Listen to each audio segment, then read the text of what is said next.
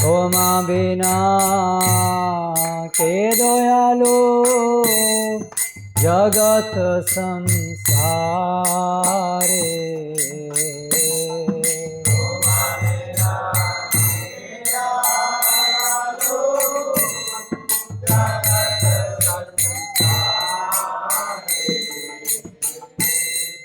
पतित पावना हेतु तव अवतार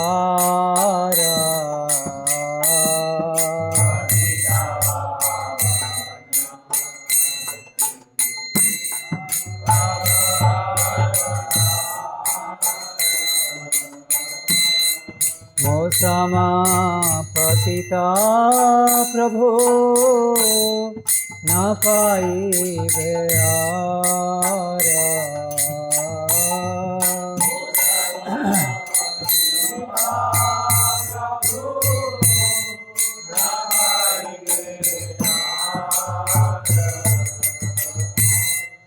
आहा प्रभु नित्यानंद प्रेमानंद सुखी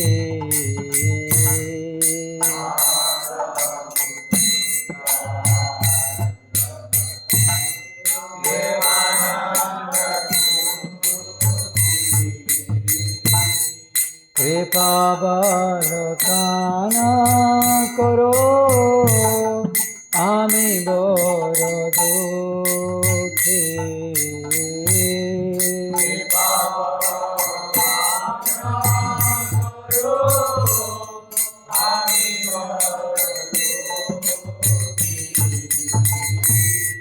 दया करो सीतापति अद्वैत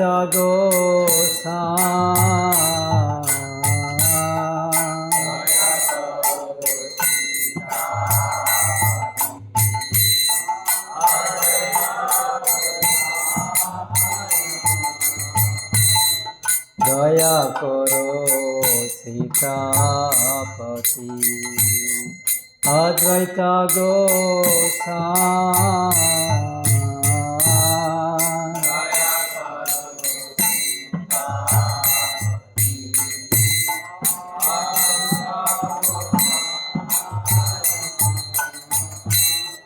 तव कृपा बले पाय चैतन्य निताय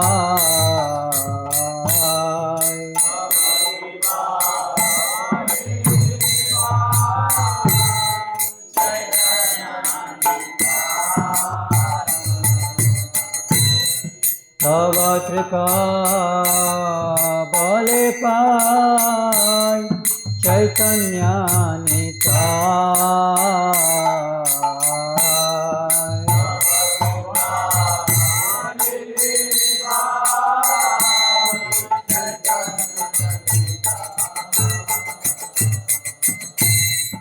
आहा स्वरूप सनातन रूप रघुनाथ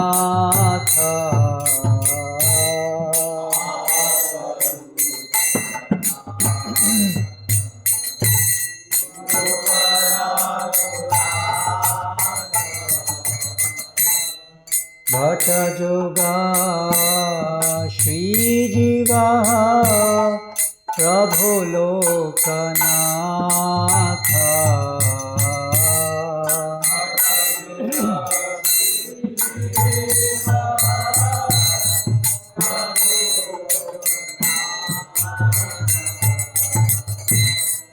दया करो श्रीयाचार्य प्रभु श्रीनिवास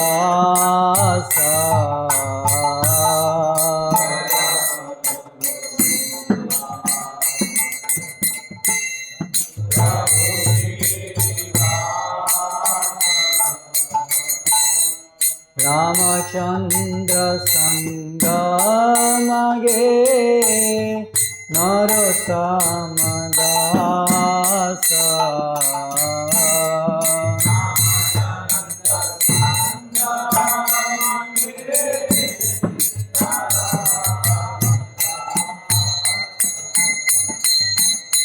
श्री कृष्ण चैतन्य प्रभु दया करो मोरे।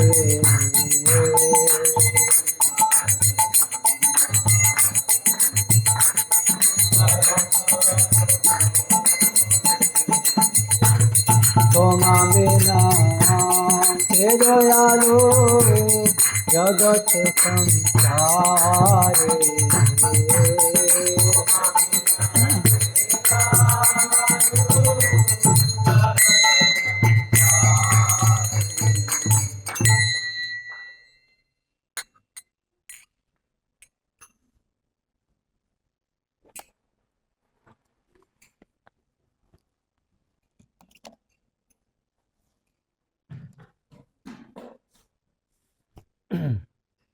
जय ओम विष्णुपाद परमहंस परिव्राजकाचार्य स्तोत्र श्री श्रीमद अभय चरणारविंद भक्ति वेदांत स्वामी श्रील प्रभुपाद की जय।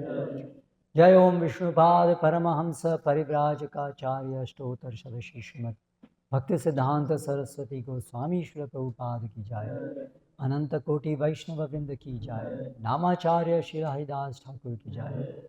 प्रेम से कहो श्री कृष्ण चैतन्य प्रभु नित्यानंद श्री अद्वैत गदाधर श्रीवासादि गौर भक्तवृंद की जय। श्री श्री राधा कृष्ण गोप गोपीनाथ श्याम कुंड राधा कुंड गिरि गोवर्धन की जय। वृंदावन मथुरा धाम की जय। नवदीप मायापुर धाम की जय। भक्ति देवी की जय। तुलसी महारानी की जय। समवेत भक्तवृंद की जय। श्री अद्वैताचार्य आविर्भाव तिथि महोत्सव की जय। समवेत भक्तवृंद की जय। निताय गौर प्रेमानंदे हरि हरि। नमो विष्णुपादाय कृष्ण प्रेष्ठाय श्रीमते जयप्रकाश स्वामी नामिने। नमो विष्णुपादाय कृष्ण प्रेष्ठाय भूतले श्रीमते भक्ति वेदांत स्वामी नामिने। नमस्ते सारस्वती देवी गौरवाणी प्रचारिणे निर्विशेष शून्यवादी पाश्चात्य देश तारिणे।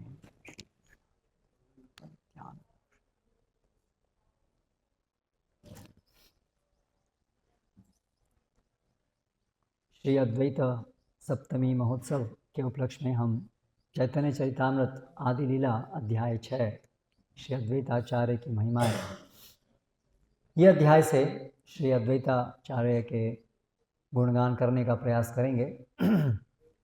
तो कुछ पाठ करेंगे और बीच बीच में कुछ विस्तार से उसके बारे में बताएंगे।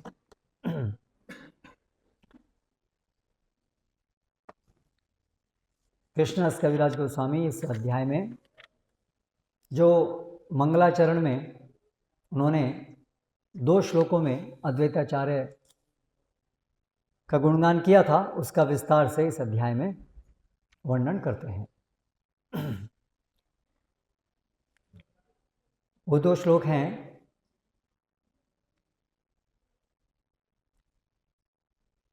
महाविष्णु जगत्कर्ता मायया यसजत्यतः तस्यावतार एवायम अद्वैताचार्य ईश्वरः।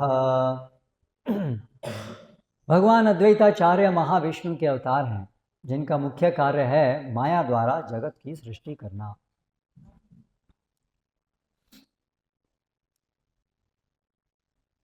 तो ये यहाँ पर अद्वैताचार्य कौन है ये स्थापित किया।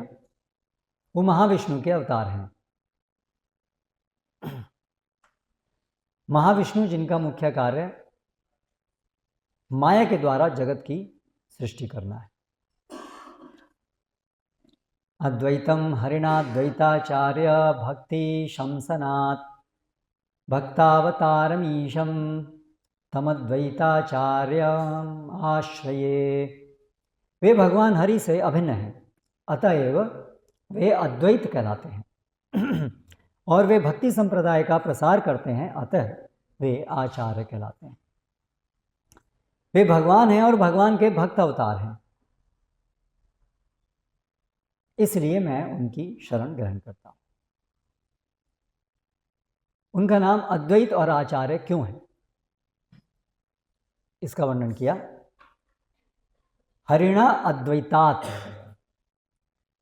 हरि से अभिन्न होने के कारण उनको अद्वैत, द्वैत मतलब भिन्न, अद्वैत मतलब जो भिन्न नहीं है। किससे भिन्न नहीं है? यहाँ पर हरि से भिन्न नहीं है, विष्णु से भिन्न नहीं है, महाविष्णु से भिन्न नहीं है, इसलिए उनको अद्वैत कहा गया।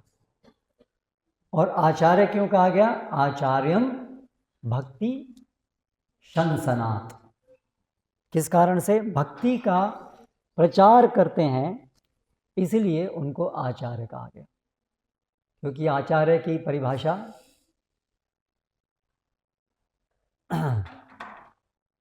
क्या दी गई है?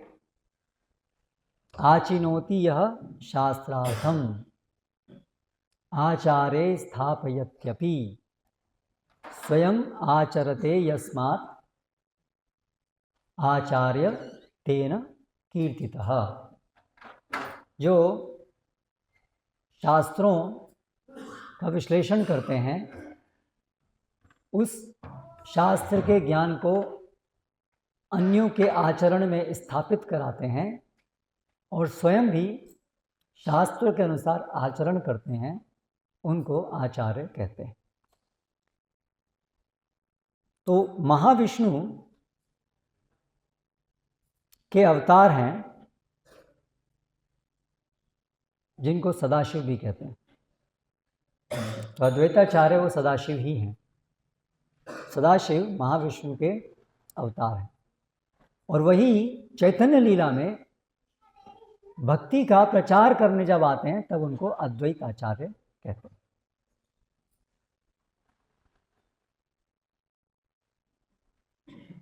शिव और सदाशिव, एक हैं देवता शिव और एक हैं सदाशिव।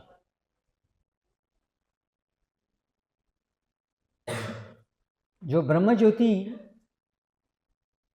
के अंतर्गत स्थित वैकुंठ लोक है, वहाँ पर जिनका स्थान है, जिसको सदाशिव लोग कहते हैं, वो महाविष्णु के एक अवतार हैं, अंश अवतार। अंश मतलब अंग्रेजी में उसको बोलते हैं प्लेनरी एक्सपेंशन। उसका अर्थ ये होता है, प्लेनरी इसका अर्थ होता है जो संपूर्ण रूप होता है, उसको प्लेनरी बोलते हैं। जैसे प्लेनरी मीटिंग, कोई कंपनी की प्लेनरी मीटिंग मतलब उसमें सारे के सारे डायरेक्टर्स सब लोग उपस्थित होते हैं, उसको प्लेनरी बोलते हैं। तो प्लेनरी एक्सपेंशन मतलब संपूर्ण अवतार, संपूर्ण विस्तार, उसको प्लेनरी एक्सपेंशन बोलते हैं। अंश, तो महाविष्णु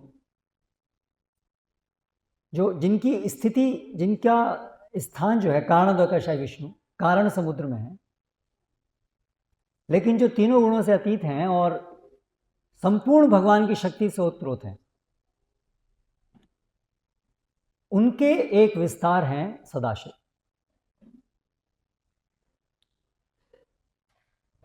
ये हैं सदाशिव, ये विष्णु हैं, विष्णु रूप हैं सदाशिव। सदाशिव का जब विस्तार होता है, जैसे हम शिव जी के बारे में क्या बोलते हैं, क्षीरम यथा दधि विकार विशेष योगा संजायते यह नहीं ततक पृथगस्ति हेतो यह शंभुतामपि तथा समुपेत्य कार्यम गोविंदमादि पुरुषम तमहम भजामि। दूध और दही, शिव जी जो है वो ऐसे दही से उनकी उपमा की है, तुलना दी गई है। तो वो जो दूध है वो कौन है? वो सदाशिव है। और वो सदाशिव हैं महाविष्णु के अवतार और चैतन्य लीला में अद्वैत आचार्य के रूप में प्रस्तुत। तो जो ये देवता शिव हैं, इनके जो आदि रूप हैं वो हैं अद्वैताचार्य।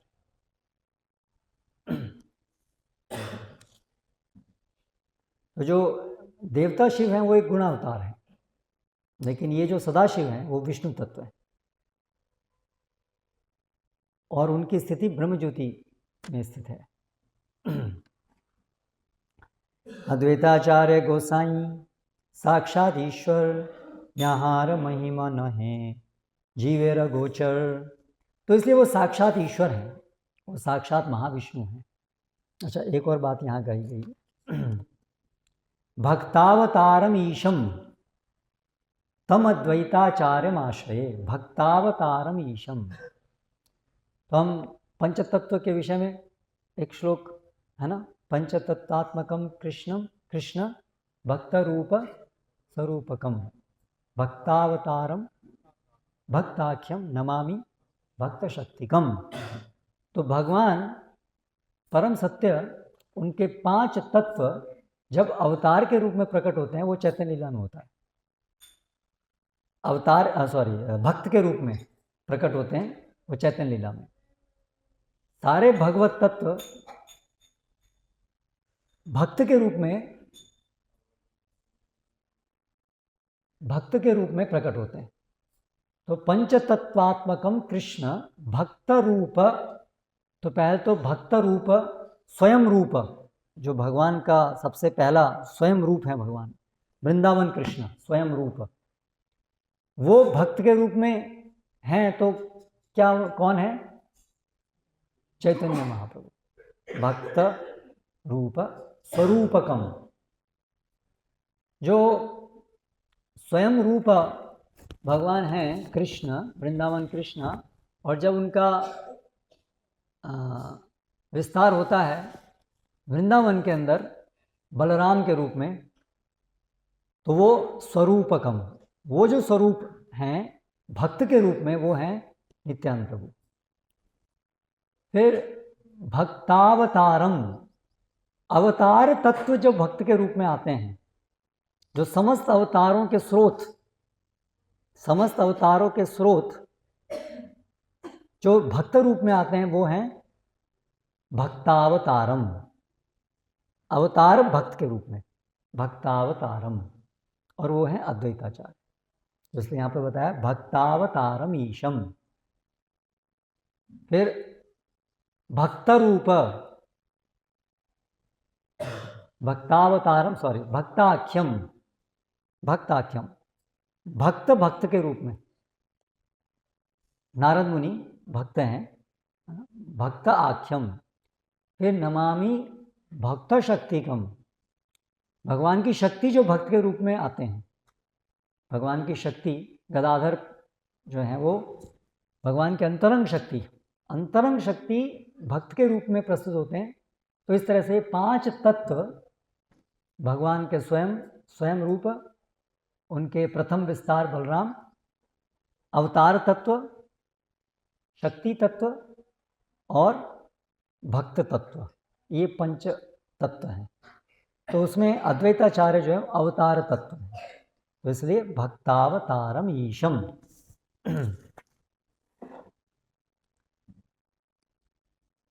महाविष्णु सृष्टि करे न जगदादि कार्य, तार अवतार साक्षात अद्वैताचार्य। तो महाविष्णु जो है वो सृष्टि करते हैं, पुरुष अवतार, सबसे पहले पुरुष अवतार हैं महाविष्णु या कारणदाकाशाई विष्णु, ये दोनों एक ही हैं। ये सबसे पहले पुरुष अवतार है। पुरुष अवतार अर्थात इस संसार के सृजन हेतु जो भगवान का विस्तार है उसको पुरुष अवतार कहते हैं। उनके तार अवतार, महाविष्णु के अवतार, वो हैं साक्षात अद्वैत आचार्य। जे पुरुष सृष्टि स्थिति करे न मायाय, अनंत ब्रह्मांड सृष्टि करे न लीलाय। यही पुरुष अवतार जो है सृष्टि करते हैं माया के द्वारा, माया के द्वारा जो सृष्टि करते हैं वो महाविष्णु, उनके ये विस्तार हैं अद्वैताचार्य। इच्छाय अनंत मूर्ति करे न प्रकाश, एक एक मूर्ति करे न ब्रह्मांडे प्रवेश। और फिर ऐसे अनेक ब्रह्मांड वो सृजित करते हैं महाविष्णु, और हर एक ब्रह्मांड में पुनः अपना एक विस्तार करके स्थित होते हैं, यानी कि गर्भोदकशाय विष्णु। से पुरुषेर अंश अद्वैत नाही किछु भेद, शरीर विशेषतार नाही कविच्छेद।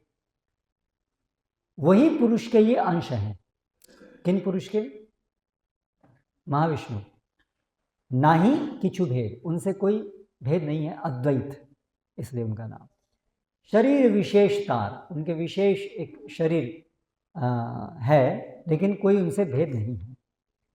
सहाय करे न तार लैया प्रधान, कोटि ब्रह्मांड करे न इच्छाय निर्माण। अभी ये क्या कार्य करते हैं अद्वैताचार्य, जो महाविष्णु के एक विस्तार हैं सदाशिव, वो क्या करते हैं, सहायता करते हैं। किन की सहायता, महाविष्णु की सहायता। किस चीज़ में, सृष्टि करने में।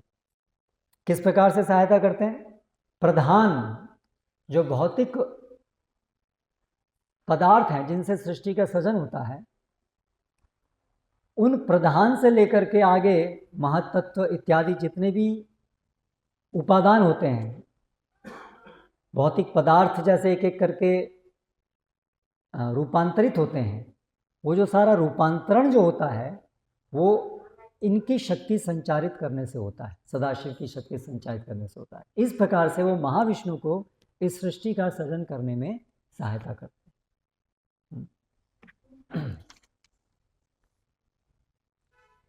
जगत मंगल अद्वैत मंगल गुण धाम, मंगल चरित्र सदा मंगल गौर, मंगल यार नाम।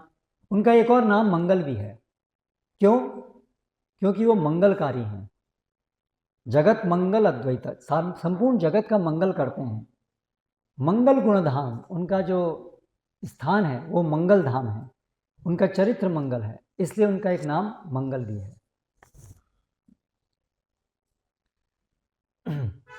महाविष्णु कोटि अंश कोटि शक्ति कोटि अवतार, एक लैया सृजे पुरुष सकल संसार। कोटि अंश, ये जो महाविष्णु हैं अपने कोटि कोटि अंशों के द्वारा, अपनी कोटि कोटि शक्तियों के द्वारा, अपनी कोटि कोटि अवतारों के द्वारा ये सृजन करते हैं। तो यहाँ पर सृजन लीला, तो ये अद्वैताचार्य सदाशिव जो हैं वो उनका एक महत्वपूर्ण जो उनका नाम है अद्वैत, उसमें से जो अद्वैत, तो वो कैसे सृजन लीला में उनकी भूमिका है, इसका वर्णन यहाँ पर हो रहा है। तो वो कैसे सृजन करते हैं, वो महाविष्णु को सहायता करते हैं, और ये महाविष्णु जो हैं कोटि अंश कोटि शक्ति कोटि अवतार के द्वारा सृजन करते हैं। माया ये द्विअंश निमित्त उपादान, माया निमित्त हेतु उपादान प्रधान, पुरुष ईश्वर इच्छे द्विमूर्ति हैया, विश्व सृष्टि करे निमित्त उपादान लैया। अब यहाँ और थोड़ा गहराई में वर्णन है सृष्टि कैसे होती है उसका। उदाहरण दिया है, एक उपमा दी है। माया शक्ति जो होती है भगवान की, वो दो प्रकार से सृजन करती है, सृजन कार्य में उसका योगदान देती है। क्या, एक निमित्त और एक उपादान, दो तरीके से माया शक्ति सृजन कार्य में भाग लेती है।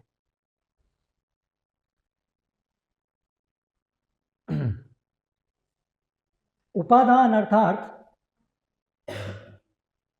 जिससे कोई चीज, जो कंटेंट है ना, जिससे कोई चीज का। हरे कृष्णा,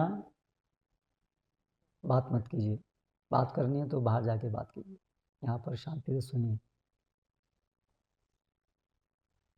उपादान अर्थात जैसे ये टेबल है, तो जो लकड़ी है वो उपादान है, और जो लकड़ी से जिसने ये टेबल बनाई है वो निमित्त है।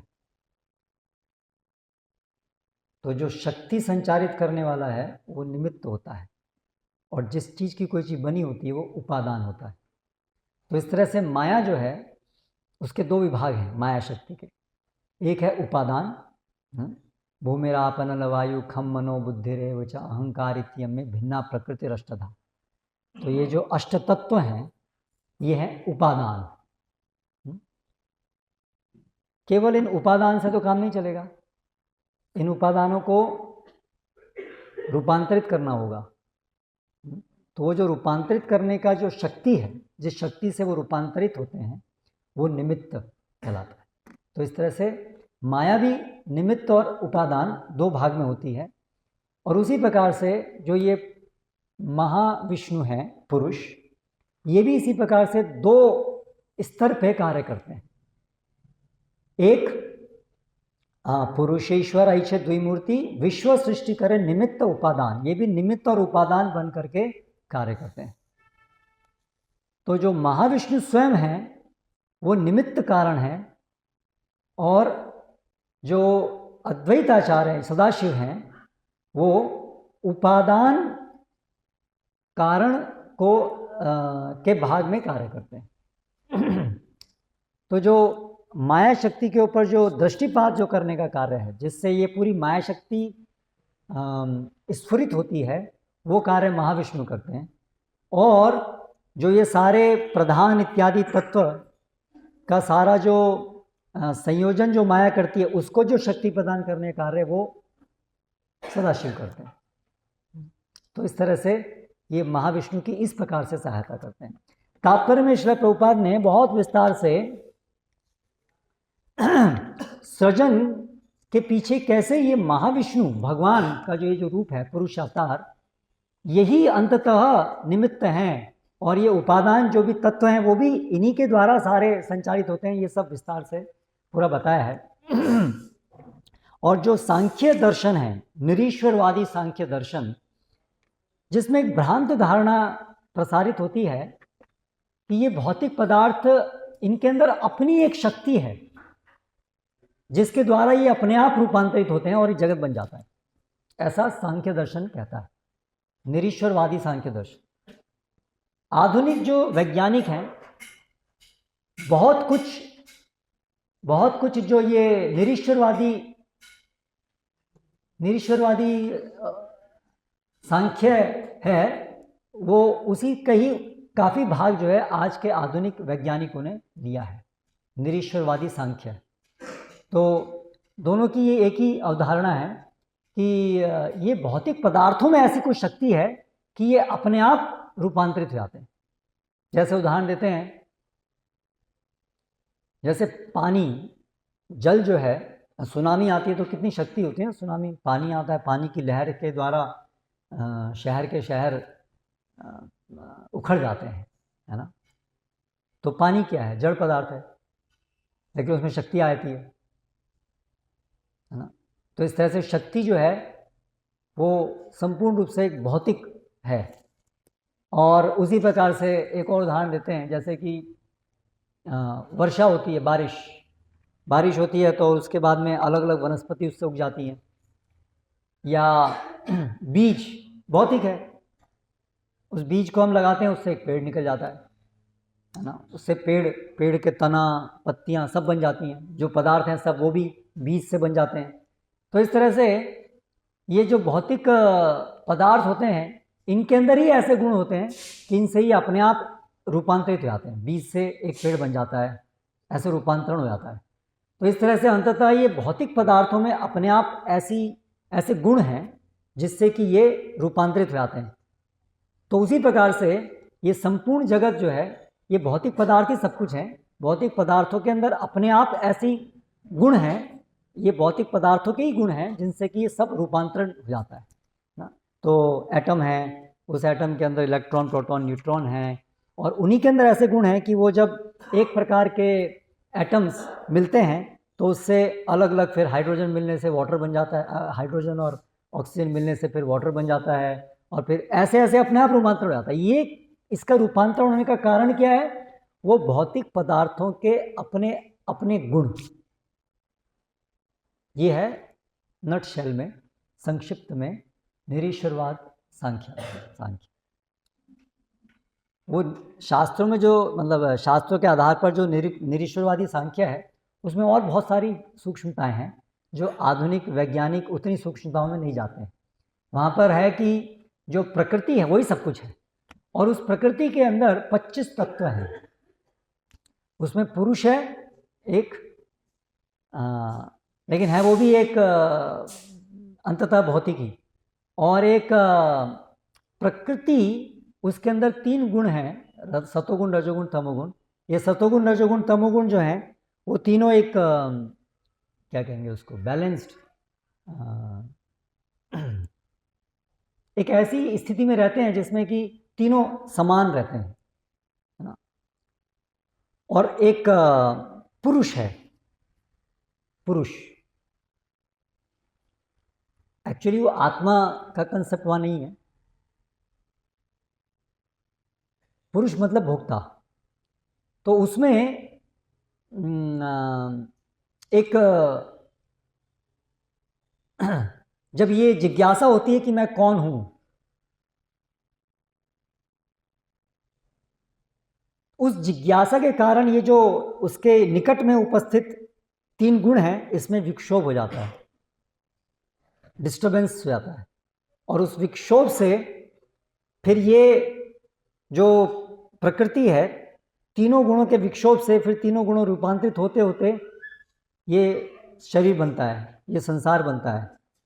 और वो जो पुरुष है उसको अज्ञान है कि मैं कौन हूँ, इसके कारण वो ये तीनों गुणों से निर्मित संसार है उसको अपना मान लेता है। और ये ड्रामा तब तक चलता रहता है जब तक कि जीव मोक्ष प्राप्त नहीं कर लेता। और मोक्ष प्राप्त करने पर ये ड्रामा बंद हो जाता है, फिर वापस प्रकृति बैलेंस सिचुएशन में आती है।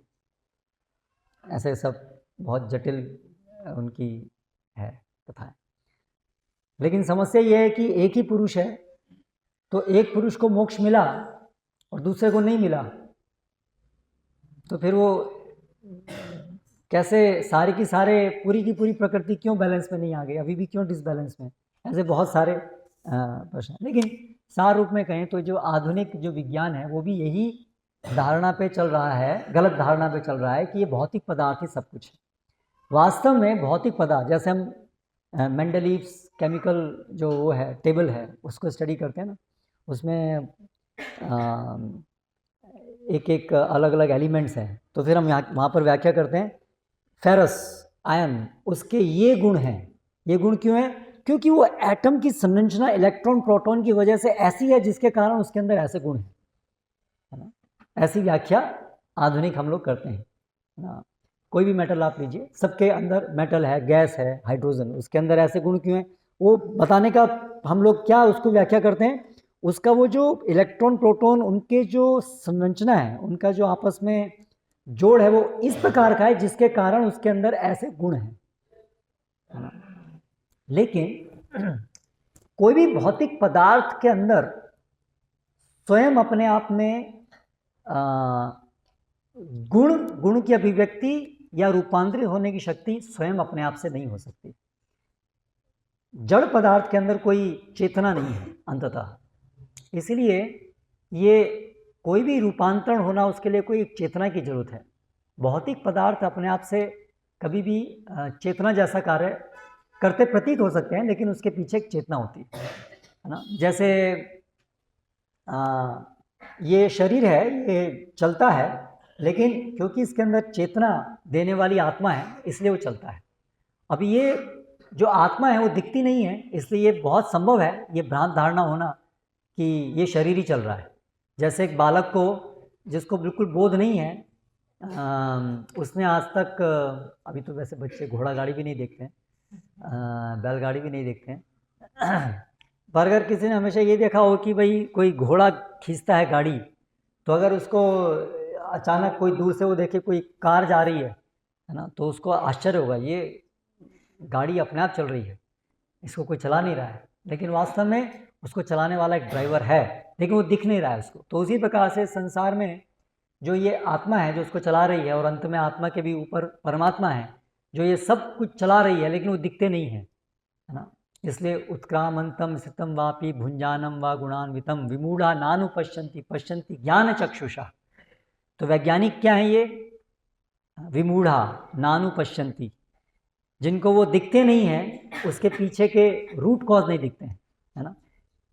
और रूट कॉज दिखते नहीं हैं, इसका प्रमाण ये है कि आधुनिक वैज्ञानिक बहुत सारी थ्योरी निकालते रहते हैं और वो थ्योरी को खुद ही खंडित करते रहते हैं कि ये थ्योरी निकाली थी लेकिन इसमें भी सही नहीं हुआ, गड़बड़ हो गई, कुछ और नई थ्योरी निकालते हैं। क्योंकि जो अंतिम तत्व है वो अभी तक पता नहीं है, और अंतिम तत्व के बिना जो थोड़ी समझ है उसी को ही परम तत्व मानते हैं, उसी के आधार पर व्याख्या करने की कोशिश करते हैं, तो इसलिए वो अपूर्ण रहती है। वो कंप्लीट डेफिनेशन कभी हो नहीं पाती है। Big bang theory, black matter और ये सब थ्योरी कर करके अंततः उनकी अंत में थ्योरी अब ये निकली है कि 96% संसार जो है वो ब्लैक मैटर, ब्लैक एनर्जी है, जो आज तक किसी ने ना देखा है ना समझा है। यानी कि आप अज्ञानी हो, हम विमूढ़ा नानु पश्यंती, उन्होंने प्रूव कर दिया, यस वी आर विमूढ़ा, क्योंकि 96% हमें दिखाई नहीं है, लेकिन फिर भी हम ये जानते हैं कि संसार कैसे बना। तो ये चीज़ यहाँ पर समझाई है कि हमें ये समझना हो कि अद्वैताचार्य हैं जिन्होंने सृष्टि सृजन किया है, ना कि डार्क मैटर, डार्क एनर्जी। तो बहुत बड़ा तात्पर्य है, श्रील प्रभुपाद ने बहुत विस्तार से इसको समझाया है, आप लोग बाद में जा करके पढ़ सकते हैं। आपने पुरुष विश्वेर निमित्त कारण अद्वैत रूपे उपादान हन नारायण। तो जो महापुरुष हैं वो स्वयं वो निमित्त कारण हैं और अद्वैत के रूप में वो उपादान। ये तो सारे जो उपादान से जो को संचित शक्ति संचालित करने का कार्य अद्वैताचार्य करते हैं, इस प्रकार से उनकी मदद करते हैं। निमित्तांश करे ते हो माया ते ईक्षण उपादान अद्वैत करे न ब्रह्मांड सृजन। निमित्त होने से निमित्त होकर के महाविष्णु माया में इक्षितः सैक्षतः, जो एक श्रुति मंत्र है, सैक्षतः भगवान ने दृष्टिपात किया, तो वो जो दृष्टिपात करने का जो कार्य है वो स्वयं महाविष्णु करते हैं, और जो उपादान सारे तत्वों को जो संयोजित करने का कार्य है वो ये अद्वैताचार्य करते हैं। यद्यपि सांख्य माने प्रधान कारण जड़ हैते कभु न है जगत सृजन। यद्यपि निरीश्वरवादी सांख्य वो प्रधान को ही परम कारण मानता है, लेकिन वास्तव में क्योंकि प्रधान जड़ है इसलिए उससे कभी सृजन नहीं हो सकता जगत का। निज सृष्टि शक्ति प्रभु संचारे प्रधाने ईश्वरेर शक्य तबे हयत निर्माणे। निज सृष्टि शक्ति, अपनी सृष्टि शक्ति, सृष्टि करने की शक्ति, प्रभु संचारे प्रधाने, प्रधान में प्रभु अपनी सृष्टि शक्ति संचारित करते हैं, जिसकी वजह से प्रधान महत्त्व में परिणित होता है। तो ऐसे हर स्तर पे अद्वैताचार्य अपनी सृष्टि शक्ति से संचारित करते हैं तत्वों को, जिसके कारण ये तत्व रूपांतरित होते हैं और अपना अपना गुण इनके अंदर प्रकट होता है। तो जो भी भौतिक पदार्थ हैं वो जो उनके गुण हैं वो अद्वैताचार्य के कारण प्रस्तुत हैं। अद्वैत रूपे करे शक्ति संचारण अतएव अद्वैत है न मुख्य कारण। अद्वैत के रूप में वो शक्ति संचारित करते हैं तत्वों में, इसीलिए अद्वैत आचार्य हुए इस जगत के मुख्य कारण। तो ये जो उपादान कारण हैं इस जगत के वो हैं अद्वैत आचार्य। सई नारायणेर मुख्य अंग अद्वैत अंग शब्दे अंश करी कहे भागवत। तो इस तरह से वो नारायण के मुख्य अंग हुए, मुख्य अंश हुए। नारायण मतलब महाविष्णु, उनके मुख्य अंग हुए ये अद्वैत। अंग और अंश ये दोनों लगभग एक ही हैं। नारायणस्त्वम नहीं, अभी भागवत का श्लोक उद्धृत किया है कि कैसे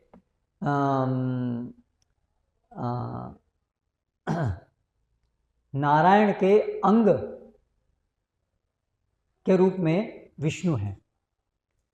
मतलब जो परव्योम में जो नारायण हैं और वहाँ पर चतुर्व्यूह होता है, दूसरा चतुर्व्यूह, उसमें जो संकर्षण हैं उनके विस्तार होते हैं महाविष्णु। तो इस प्रकार से नारायण जो हैं वो महाविष्णु के आदि स्रोत हैं, मतलब संकर्षण, द्वितीय संकर्षण। नारायणस्त्वं नहि सर्वदेहिनां आत्मास्य धीशाखिल लोक साक्षी नारायणोंग नरभूजलायनात् तच्चापि सत्यम न तवैव माया। ये श्लोक किसने बोला? बड़ा महत्वपूर्ण श्लोक है ये। ब्रह्मा जी ने, जब ब्रह्म विमोहन लीला हुई तब उस समय ब्रह्मा ने भगवान कृष्ण को ये श्लोक कह करके, बहुत सारे श्लोक बोले, उसमें से ये एक श्लोक है, क्योंकि इनको डर लग रहा था कि भगवान शाप देने वाले हैं मुझे। मैंने भगवान को परीक्षा लेने की कोशिश की है, तो इसलिए ये श्लोक बोल रहे हैं कि आप तो मेरे पिता हैं, आप मुझे दंड कैसे दे सकते हैं? तो इसलिए बोल रहे हैं आप तो नारायणी है ना, आप कृष्ण जो है नारायण नस्तम, क्या आप नारायण नहीं है? नारायण मेरे पिता हैं, वही है ना आप। ऐसा कह करके बचने की कोशिश कर रहे हैं। हे समस्त प्रभुओं के प्रभु, आप समस्त सृष्टि को देखने वाले हैं, आप हर एक को प्राणों से प्रिय हैं, इसलिए क्या आप मेरे पिता नारायण नहीं है? नारायण वे हैं जिनका आवास नर गर्भोदकाशाई विष्णु से उत्पन्न जल में है, और वही नारायण आपके पूर्ण अंश हैं। आपके सारे पूर्ण अंश दिव्य हैं, वे परम पूर्ण हैं और माया द्वारा रचित नहीं है। तो माया द्वारा रचित नहीं है, वो भले ही इस भौतिक जगत के अंदर विद्यमान है, लेकिन वो इस भौतिक जगत के अंतर नहीं है, क्योंकि वो माया द्वारा सृजित नहीं है। तो विष्णु जो है इस भौतिक जगत में है, लेकिन इस भौतिक जगत के अंदर नहीं है।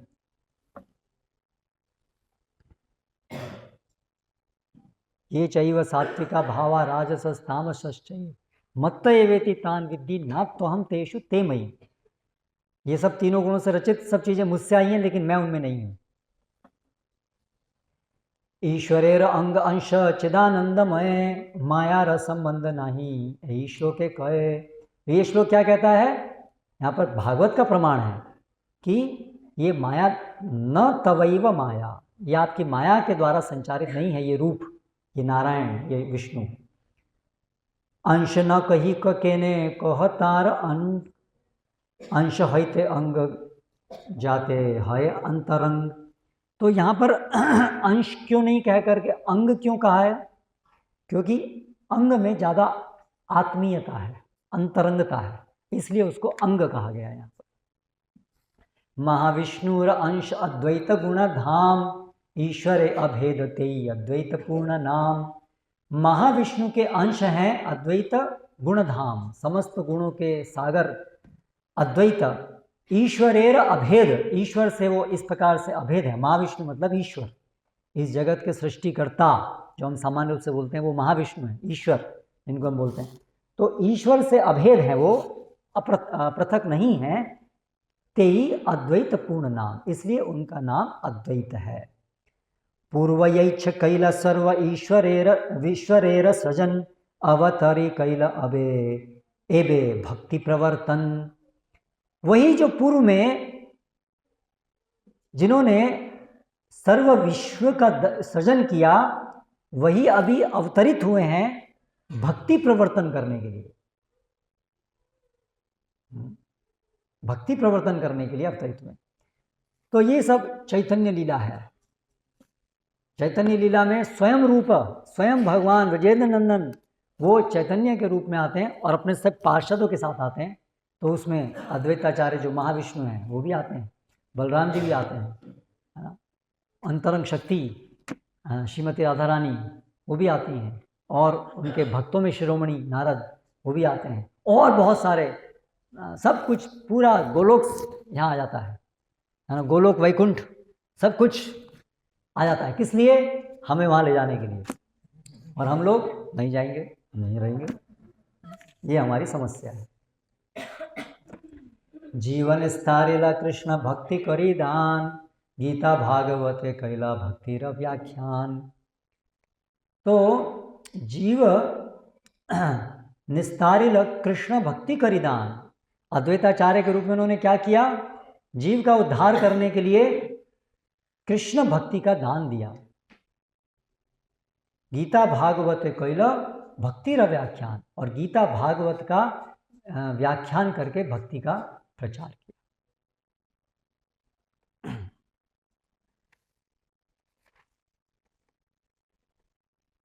भक्ति उपदेश विनु तार नाही कार्य अतएव नाम हैला अद्वैताचार्य।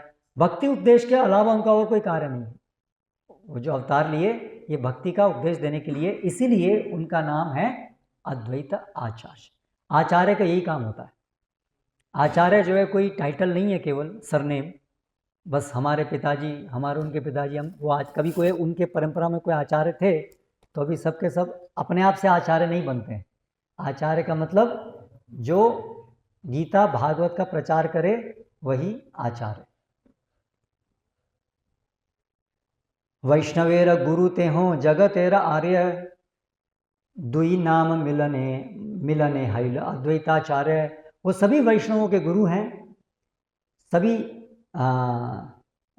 समस्त जगत के परम आदरणीय व्यक्ति हैं, जगतेर आर्य। और इस प्रकार से दोनों नाम मिलकर के उनका नाम हुआ अद्वैत आचार्य। कमल नयने रतेनो याते अंग अंश कमलांश करी धरे नाम अवतंश। उनका एक नाम कमलाक्ष भी है, क्योंकि नारायण जिनसे उनका उद्गम हुआ है वो कमल नयन वाले हैं, इसलिए उनका एक नाम कमलाक्ष भी। ईश्वर सारूप्य पाए पारिषद गण चतुर्भुज पीतवास यैछ नारायण अद्वैताचार्य ईश्वरेर अंशवर्य तार तत्व नाम गुण सकली आश्चर्य। ठीक है, मैं थोड़ा सा अभी आगे जाता हूँ। तो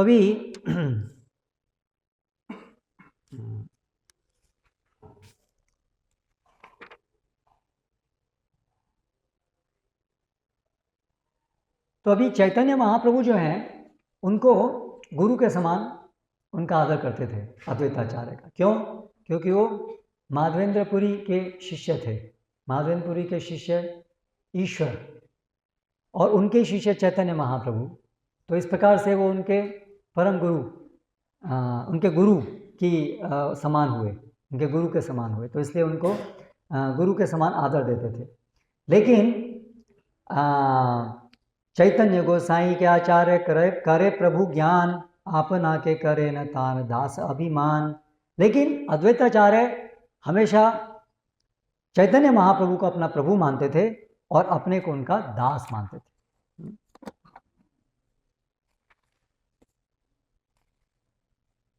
सेई अभिमान सुखे आप न पासरे कृष्णदास हौ जीवे उपदेश करे। तो ये जो अभिमान था, दास अभिमान, अभिमान मतलब मैं कौन हूँ, पहचान। तो वो हमेशा किस भावना में रहते हैं अद्वैताचार्य कि मैं चैतन्य महाप्रभु का दास हूँ। इस अभिमान के सुख से, दास होने के सुख से, चैतन्य दास होने के सुख से आप ना पासरे, वो अपने को भूल जाते हैं कि मैं कौन हूँ। ये सुख में, दास होने के सुख में इतनी शक्ति है कि कृष्ण भूल जाते हैं कि वो कृष्ण हैं, महाविष्णु भूल जाते हैं कि वो महाविष्णु हैं। ऐसा सुखकारी है दास होना। ये हमें अद्वैताचार्य के जीवन से और पूरी चैतन्य लीला से, सब अवतारों से हमको ये सीखने को मिलता है। भगवान की सेवा में इतना सुख है कि भगवान अपना भगवान की पदवी छोड़ करके भक्त बनने को तैयार हो जाते हैं, भक्त बन के, क्योंकि वो भक्त बनने में ही वो दास का सुख अनुभव किया जा सकता है। तो जिस कारण से चैतन्य महाप्रभु दास एक भक्त के रूप में आते हैं, उसी प्रकार अद्वैताचार्य जो महाविष्णु हैं वो भी दास सुख अनुभव करने के लिए अद्वैताचार्य के रूप में आते हैं। कृष्णदास अभिमाने जय आनंद सिंधु कोटि ब्रह्म सुख नहे तार एक बिंदु। तो कृष्णदास होने के अभिमान में, होने में जो आनंद का सिंधु है, आनंद का सागर है, उसके सामने कोटि ब्रह्म सुख, ब्रह्म में लीन होने का ऐसे कोटि गुणा उसका जो सुख है वो भी कैसा हो जाता है, तार एक बिंदु के समान हो जाता है, नगण्य है। भगवान की सेवा के सुख के सामने वो बिल्कुल नगण्य है। मुई ये चैतन्य दास आर नित्यानंद दास भाव सम न है अन्यत्र आनंद। तो चैतन्य के दास के रूप में दो उनके अंग हैं, मैं और नित्यानंद। दास भाव सम न है अन्यत्र आनंद, और इस दास भाव के अलावा और कोई आनंद नहीं है। दास्य भावे आनंदित पारिषद गण विधि भव नारद आर शुक सनातन। ये दास्य भाव में सभी आनंदित हैं, सारे पारिषद, विधि, ब्रह्मा, भव, शिवजी, नारद, शुक, सनातन, सब के सब भाव विभोर हैं आनंद के सुख में। ये चैतन्य लीला में हम देखते हैं, सब अलग अलग अवतार आकर सब चैतन्य लीला भाग ले रहे हैं दास्य का आनंद लेने के लिए। फिर श्रीवास, हरिदास, रामदास, गदाधर, मुरारी, मुकुंद, चंद्रशेखर, वक्रेश्वर, यही सब पंडित लोक परम महत, चैतन्य दास्य सभाए करे उन्मत्त। तो ये सब इस प्रकार से चैतन्य लीला में दास होकर के आनंदित हो रहे हैं।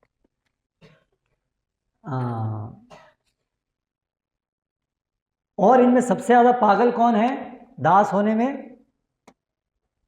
तो